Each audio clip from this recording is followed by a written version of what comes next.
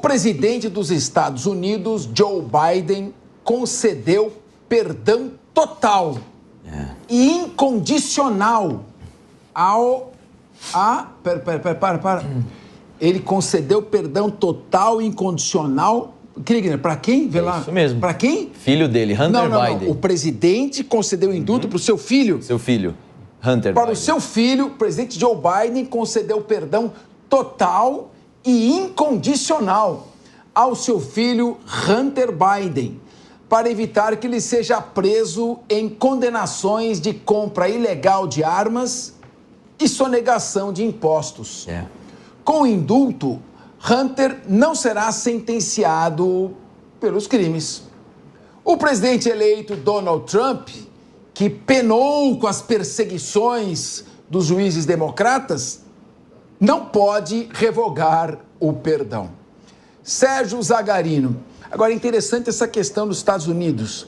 A autonomia do Poder Executivo. O indulto concedido não é questionado pela Suprema Corte, porque o indulto é um ato discricionário que pressupõe que o seu líder, aquele que concede, a autoridade concedente, tenha soberania. E a soberania, ela se representa, se faz presente, dentre outras, pela concessão do indulto. Um indulto que claramente é imoral, viola o princípio da moralidade, o princípio da impessoalidade, mas está dentro da discricionariedade do poder. Acho que é uma despedida melancólica de Joe Biden do poder. Uma despedida melancólica de um presidente que podemos, talvez, colocar um adjetivo de fraco.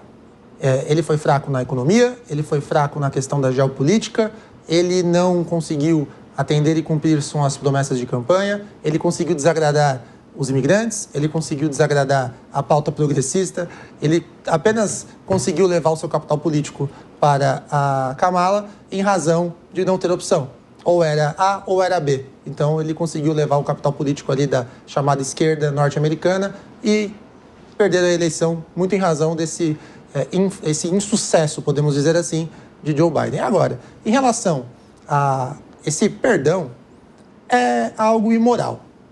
Isso porque, independentemente dele acreditar, dele ter convicção de que foi uma perseguição, foi algo que foi, por inúmeras vezes, levado ali à justiça e foi uma condenação feita com todo o princípio da ampla defesa, do contraditório. Os Estados Unidos, ele é o país mais livre do mundo, como nós chamamos, e também é um Estado democrático de direito. Agora, fica a dúvida se ele é o país mais republicano do mundo, porque não é a primeira vez, Capês, que isso acontece. Não é o primeiro presidente a se utilizar de um desses instrumentos jurídicos que existem lá no país para beneficiar seus parentes, seus familiares. E eu também tenho certeza que, enquanto não acabar esse instrumento, também não será a última.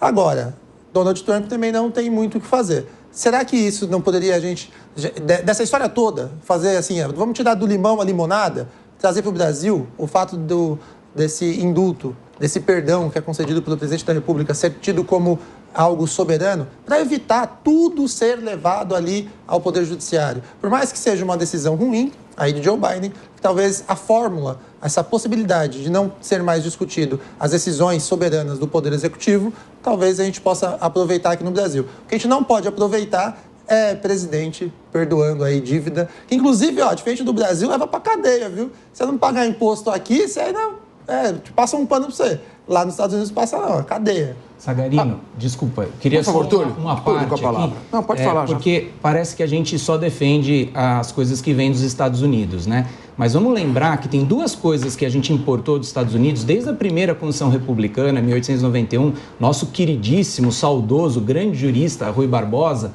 importou e inspirou no modelo norte-americano e trouxe o modelo de checks and balances, o modelo republicano, democrata, que tem muitos avanços, mas tem algumas coisas que eu acho que a gente não precisaria importar, né? Uma delas é esse resquício de indulto, graça. Eu acho muito questionável dar um poder ao executivo quando a decisão tem que atender o interesse público, nem o interesse pessoal. A discricionariedade de um mandatário, ela não serve para ajudar o irmão, ajudar o filho, ajudar o parente. A discricionariedade de um mandatário deve servir para atender o interesse público, né? Então, isso é perigoso. E eu lembro de outra importação que nós fizemos nos Estados Unidos, que só nós que fazemos isso, a Europa já não usa mais isso, que é dar ao presidente da República o poder de nomear todos os ministros da Suprema Corte. Né? No modelo europeu, nós vemos que há uma nomeação paritária. A Câmara indica alguns, a Ordem dos Advogados indica outros, né? Tem mandato temporário, não é vitalício. Então, os Estados Unidos merecem elogios em muitas coisas que fez pela democracia, mas também merece alguns reparos. Eu acho que isso é emblemático, o que aconteceu lá é emblemático. Lembramos, no Brasil, não foi uma graça, mas a autorização da extradição do César e Battisti, né? Aconteceu aqui, os indultos natalinos também são muito questionados. Então, existem algumas figuras aí que a gente importa desse modelo americano que poderiam ser melhor calibradas. Agora, Henrique Kriegner, o que eu acho engraçado é o seguinte, eu não acho engraçado, eu acho triste. É triste. Quando é a esquerda, e o Joe Biden é a esquerda nos Estados Unidos. Lógico que a esquerda, o Partido Democrata é o socialismo à moda yankee, tá certo? Então, quando é a esquerda, todos os jornalistas americanos, que também lá tá tudo infiltrado pela esquerda, não falam nada. Ai, que bonitinho, ele é pai, tem que proteger o filhinho dele, que entrou com um pacote de maconha na Casa Branca pela primeira vez. Cocaína. Comprou cocaína, comprou uma arma de fogo sem ter porte, sem ter licença, sendo viciado em cocaína. Enfim, e outras coisas mais que aconteceram lá na Ucrânia, com a empresa Burisma, tá certo? 20 milhões de propina. Aí não acontece nada. O Trump tem um caso com uma prostituta, que é uma questão pessoal dele, inclusive repercutindo negativamente na família dele, em 2006. E é condenado. Então, como é que está esse checks and balances que falou, pesos e contrapesos, que fala o Túlio Naza? Esse peso e contrapeso foi bom quando criaram. Parece que não existe mais, pelo menos na imprensa norte-americana. Na imprensa realmente a gente percebe que não tem, e também nos formadores de opinião e na classe política também não tem. Existe um silêncio, até aqui no Brasil, sobre essa questão por parte da esquerda. As pessoas não estão comentando ou dizendo que é um pai favorecendo o filho acima do interesse nacional. A máscara caiu. Melhor teste que a gente pode pôr para essas máscaras é o tempo.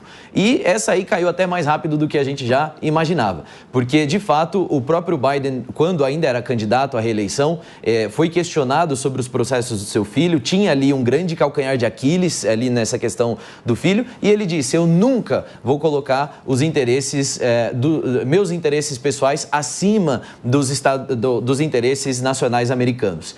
E agora colocou. Então, o discurso é uma coisa, a prática é outra. É claro que a gente já sabe que dessa turma do pessoal aí, que é a nova esquerda, né, vamos colocar assim, e tem toda essa questão liberal, o compromisso com a palavra não é uma linha aí que marca a trajetória deles. Mas essa aí foi escandalosa. E como você falou, Capês, é extremamente triste um presidente fazer uma coisa dessa no final do seu mandato. Dia 20 agora, próximo de janeiro, chegando, já vai haver a transição. Ele toma essa decisão de uma maneira extremamente, unilateral, mas extremamente lamentável para os Estados Unidos, que um presidente, diante de tantas evidências, simplesmente use desse poder que tinha. A minha pergunta é: quais foram os outros poderes que Biden e Kamala usurparam nesse período de gestão do seu governo que a gente ainda não sabe? Quais são as coisas que foram feitas? E claro que todo presidente a gente tem que ter essa suspeita, mas o que está debaixo do pano,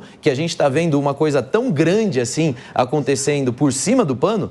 O que está debaixo do pano? Porque se está tão confortável em deixar desse jeito escandaloso, me levanta o questionamento. O que é que está debaixo do pano que a gente só vai saber daqui 10, 20, 30 anos, se ficarmos sabendo, né? Agora, lembrar rapidamente que o Luca Bassani deve entrar ao vivo a qualquer momento. Eu acho que o Biden, ele está mostrando quem ele é. Um setor da imprensa americana que não gosta dele diz que ele é um mentiroso, contumaz, né? Estimulou o filho a sair com a viúva do outro filho dele. Enfim, para falar o mínimo. Tá tudo aí, né? Tá tudo ao vivo aqui, tudo na imprensa. Eu te pergunto, outra medida que ele tomou foi autorizar a Ucrânia a despejar os mísseis Attack-MS e Storm Shadow dos britânicos no território russo, sabendo que a Rússia poderia retalhar com os mísseis RS Samar-28, que são mísseis balísticos que ninguém tem defesa no mundo para conter e podem carregar armas nucleares. Antes de perder a eleição, ele tinha proibido. Depois de ter perdido a eleição, ele autorizou. Será que ele está apertando o botão do dane-se? Não me parece, pelo menos pela biografia dele, pela trajetória dele, não me parece que é isso. Pelo contrário, a biografia do Biden é uma biografia de um homem público bastante probo, assim, ao longo da trajetória. Se, no final do mandato, ele comete algo que é realmente algo muito sério, que é indultar o próprio filho, que eu acho uma coisa bastante equivocada, a gente tem que levar isso em consideração, mas ao longo da trajetória dele, ele teve uma trajetória de um homem público bastante probo e respeitado, muito embora com um perfil muito mais congressista do que executivo. Quanto ao indulto, eu só quero, assim, eu sou a única jornalista aqui da mesa e eu não quero deixar passar. Eu acho muito improdutivo e muito ruim, inclusive, institucionalmente, quando a gente levanta esse tipo de coisa, que a imprensa, ela é toda de esquerda e aí não falou, porque hoje tem matéria no Atlantic, tem matéria no New York Times, tem matéria em todos os veículos, como teve quando o Trump indultou lá o Steve Bannon e o Michael Flynn, que eram advogados dele. Então, assim, me parece que a cobertura, ela acontece, né? E é um pouco leviano a gente dizer que ela não acontece porque é com o democrata. Ela acontece de fato, não dá pra gente também levantar como se não estivesse ocorrendo. Novamente, respeito a sua opinião.